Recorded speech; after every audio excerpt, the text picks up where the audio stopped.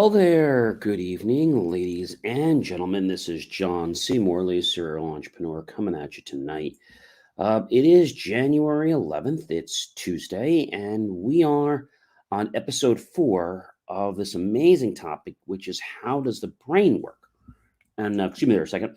But we have some great stuff to talk about tonight, tomorrow, Thursday, and Friday, as we give you a little more of an understanding of how to demystify the brain, which I think would be really great since we have this great tool, but we have to know how to use it in the most efficient manner.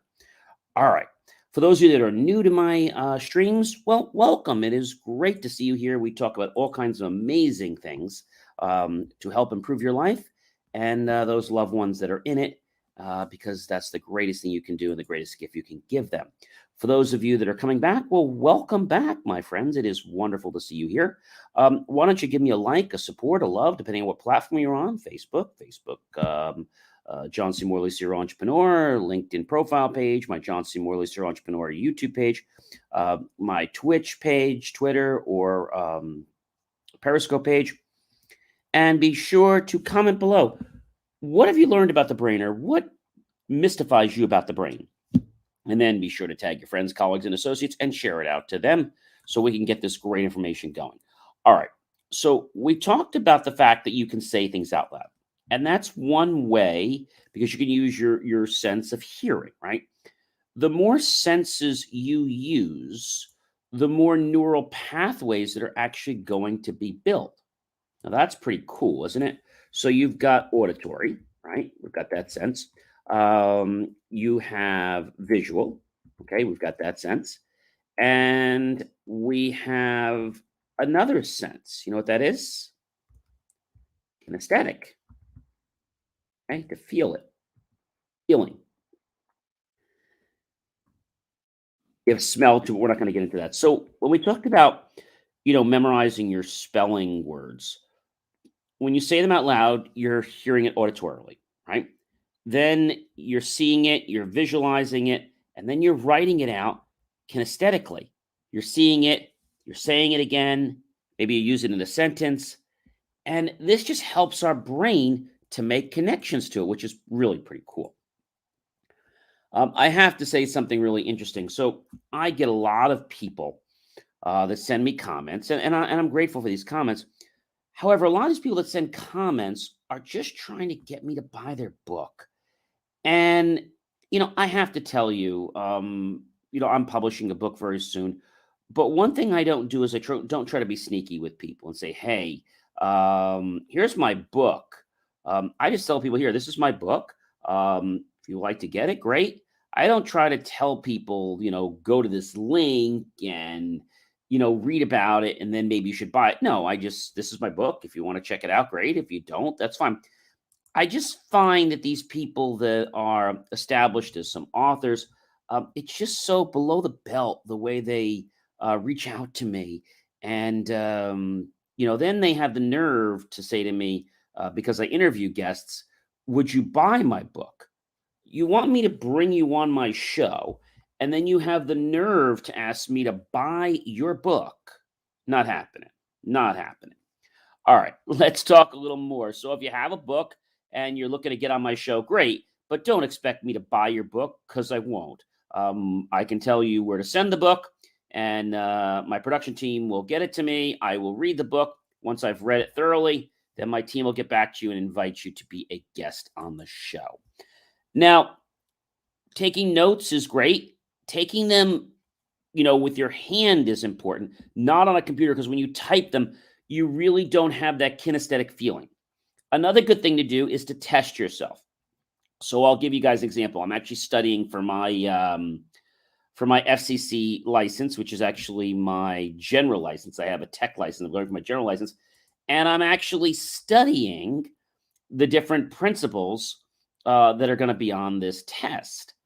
And the thing about it is that there's a lot of information. There's over 400 some questions in the test pool. And you're going to get about 35 questions. And so the interesting thing about this that's really cool is that there's a lot of information, but when you make it fun and you make it into a game, your brain just starts to create these neural pathways. I test myself every day, And each day I test myself on the previous day, and then I add another chapter and I test myself on that as well. So you could change the way you practice, make it fun. Also, make sure, ladies and gentlemen, that you're getting enough exercise. Make sure you're getting enough sleep. Okay. Um, this is really, really important. A lot of people think, oh, I don't need sleep. But, well, you actually do need sleep. And you actually need to exercise not just your body, but your memory. Okay. That is really key, ladies and gentlemen.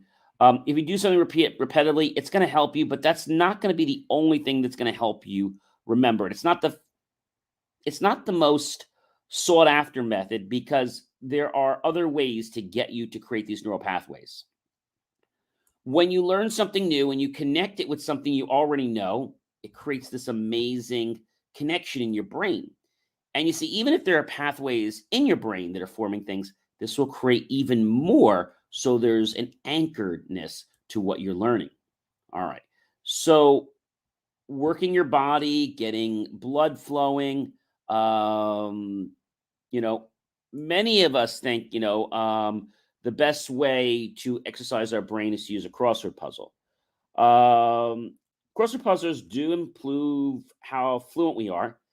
However, there have been some studies that have shown that they're not enough by themselves if you're looking to just train your brain. Okay. So that's important. Eat right. And I've said this before, make sure you eat a little bit of dark chocolate. That is the best for you, and it actually will stimulate and release dopamine in your brain. So that's a really, really good thing. So what else can you do to make your brain work a lot more efficiently than it currently does, right? Well, another thing that I like to tell people to do is to learn in short bursts.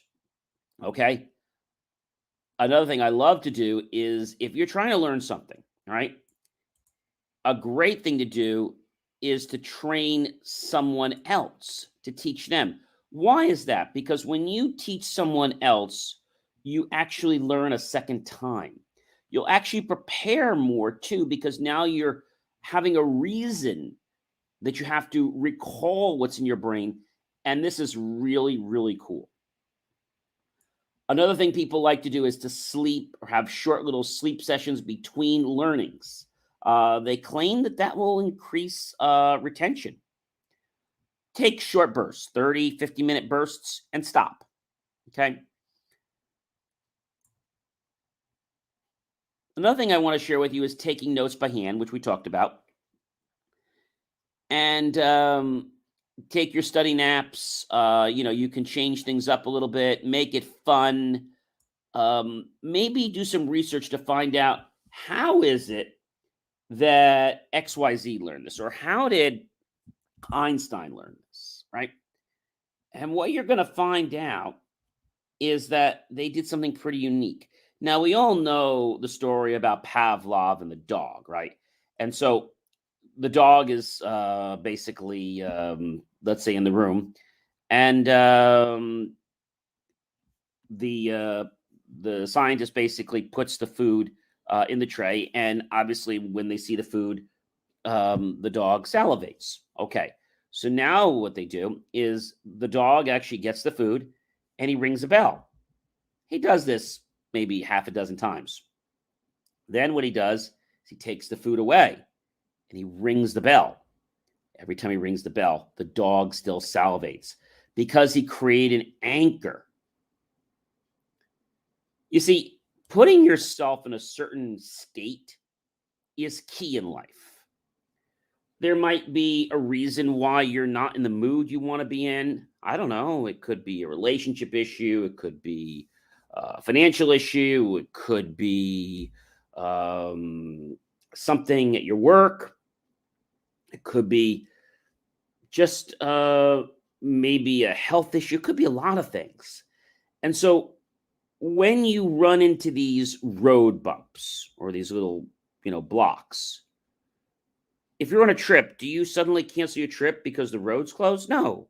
Or if you're going somewhere in your car, do you suddenly go home because the road's closed? No, there's usually a detour, or you have to find the detour. Most people, when they see a detour, they say, okay, it's time to give up. And you see, that's why they're not successful.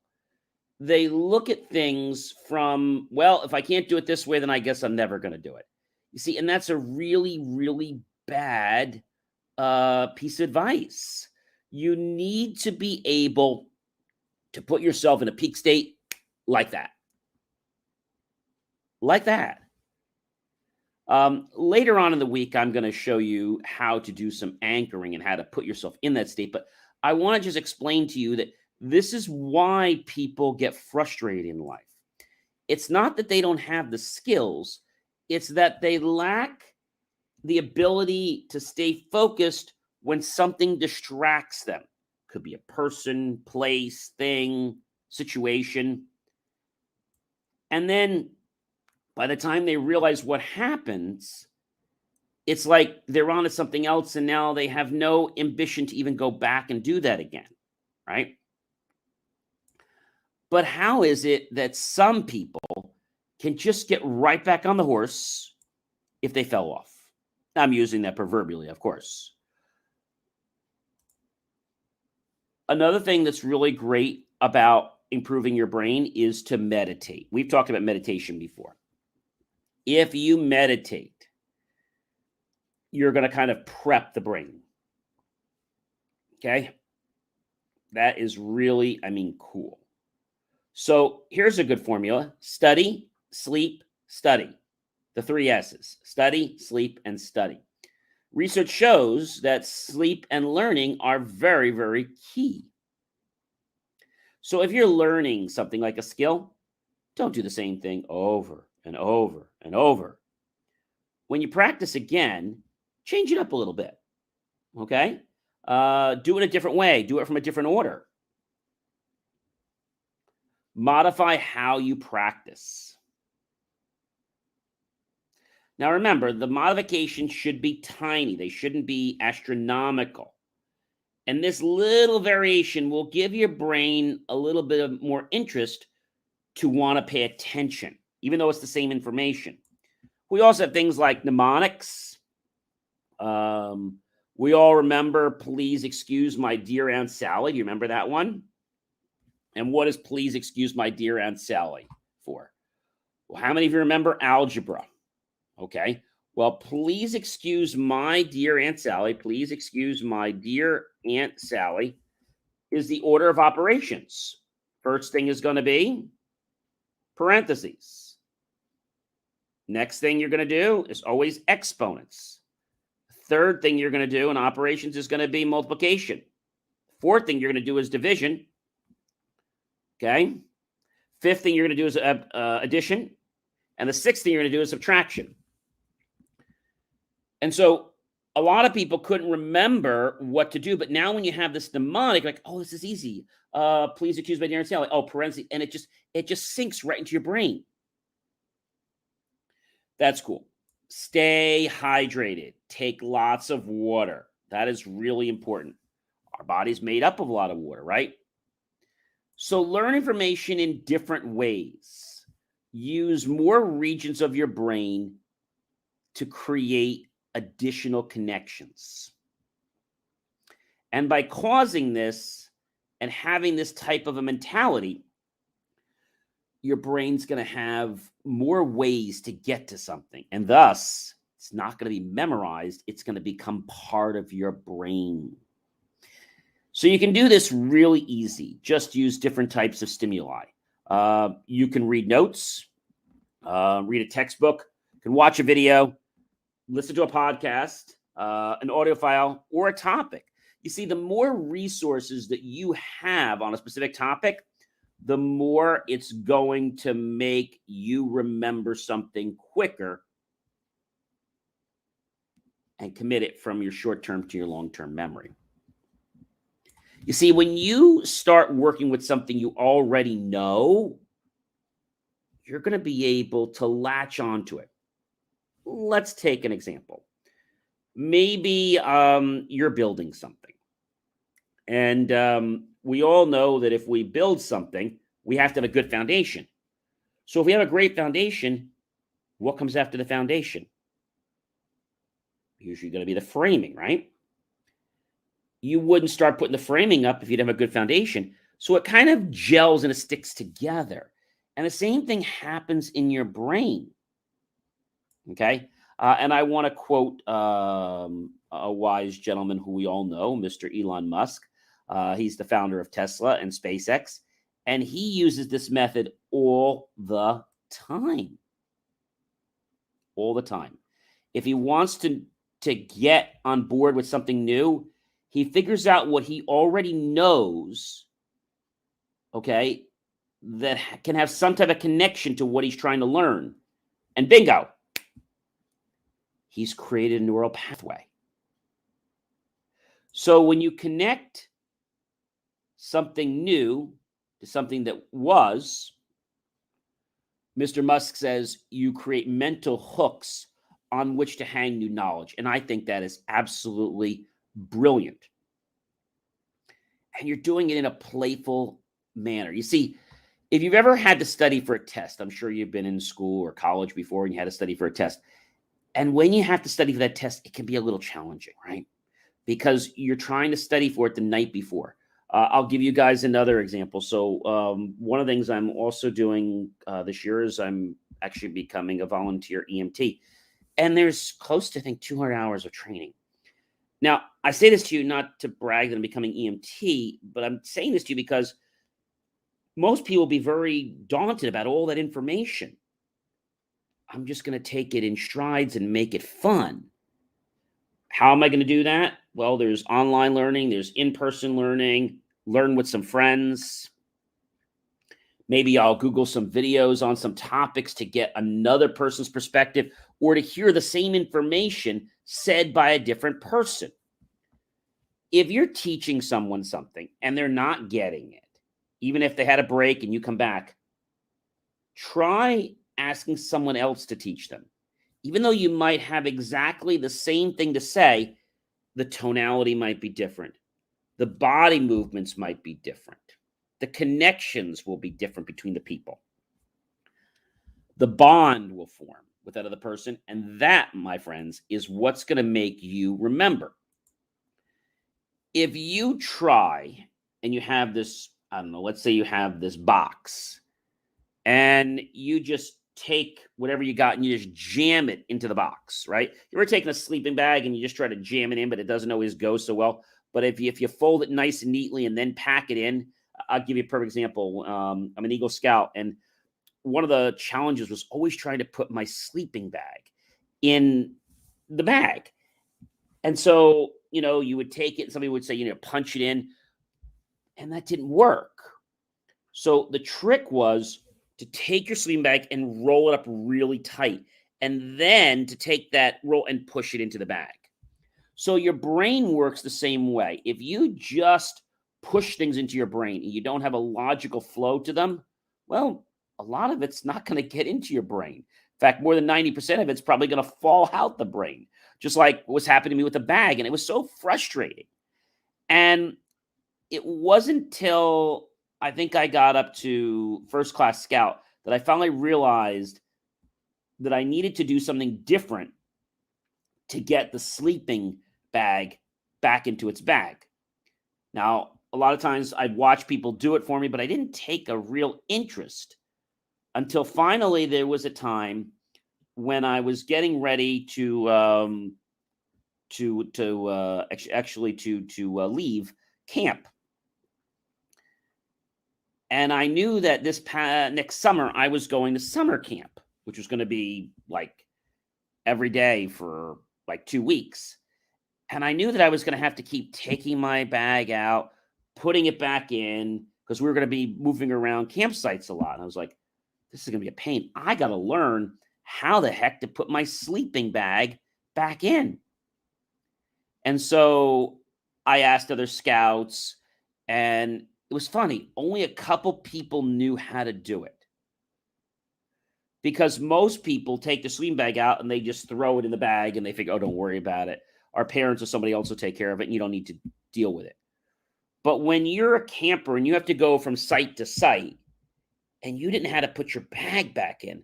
Now, that seems really simple, but the reason it wasn't working for me is because I was trying to stuff the bag in instead of roll it nice and neatly and push it in logically. You see, that's what happens with our brain. If we can logically put the information in there, and if we can do it in a creative and a playful manner, guess what? You are going to remember so much more. So much more. How much? A lot more. In fact, some people that have to do things, we use the analogy, you can't teach an old dog new tricks, but you can, as long as you make it fun. As long as you make it fun.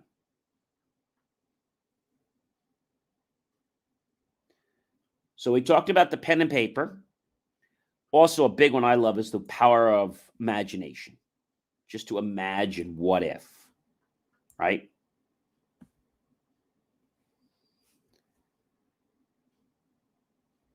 When we think about what if, we put ourselves into the future. Another great way to learn is to pretend as if you already learned. That's pretty cool. So if we pretend that it was in the past and we already have that, it's going to just be there. So if we exercise those muscles in our brain, okay, every day, and we focus on them, okay, and we use different methods every week,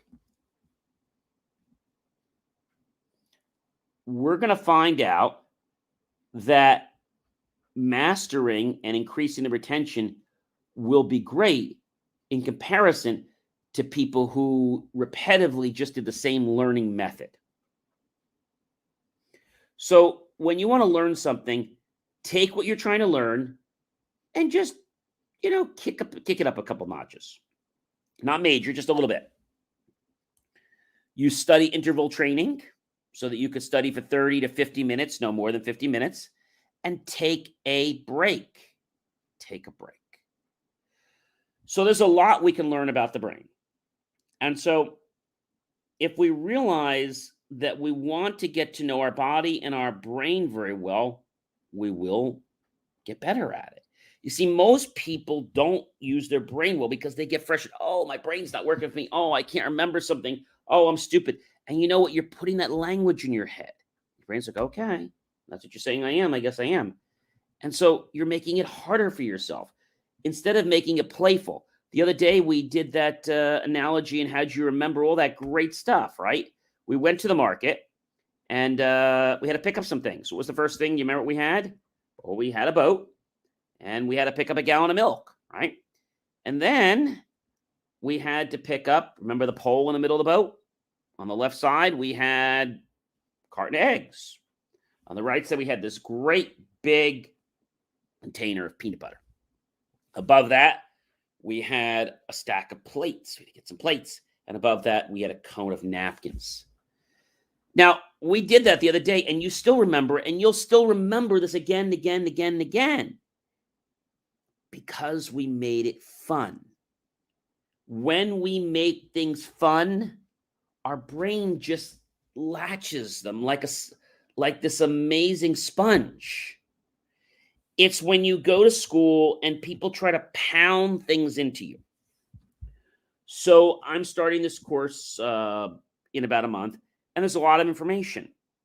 So one thing I'm going to do is I'm going to pre-read before I go to the class. I am going to maybe look at the techniques online through YouTube.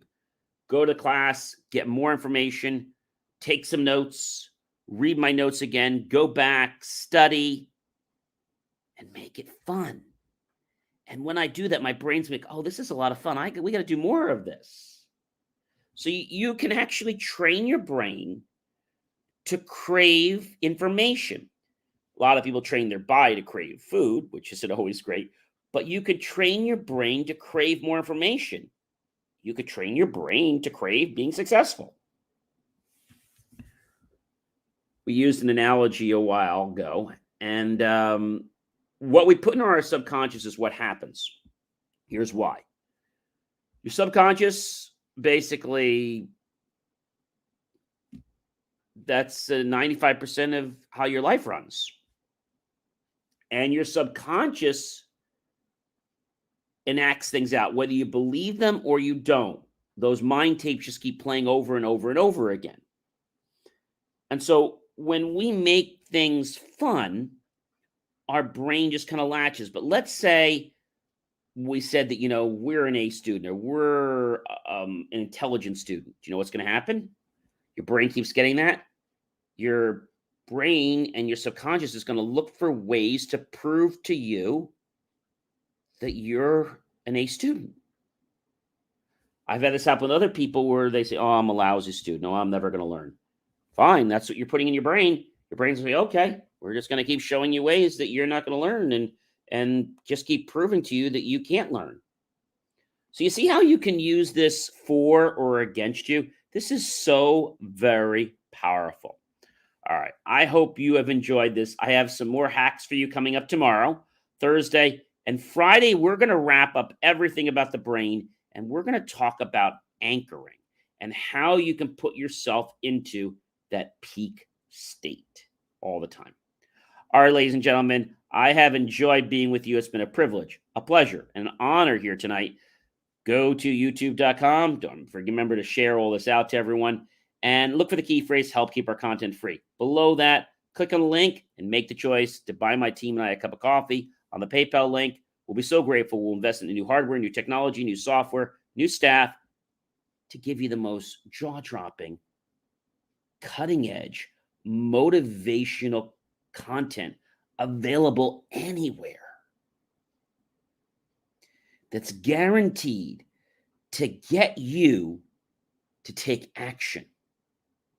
The only way it won't work is if you don't want to improve your life. I don't know too many people that don't want to improve the quality of your life. I'm John C. Morley, serial entrepreneur. I hope you have a great night. I hope you learned something tonight. And remember, your brain is an amazing tool. You just need to learn how to use it properly and efficiently, and it will do things beyond your greatest dreams. Have a wonderful evening, everyone. Take care.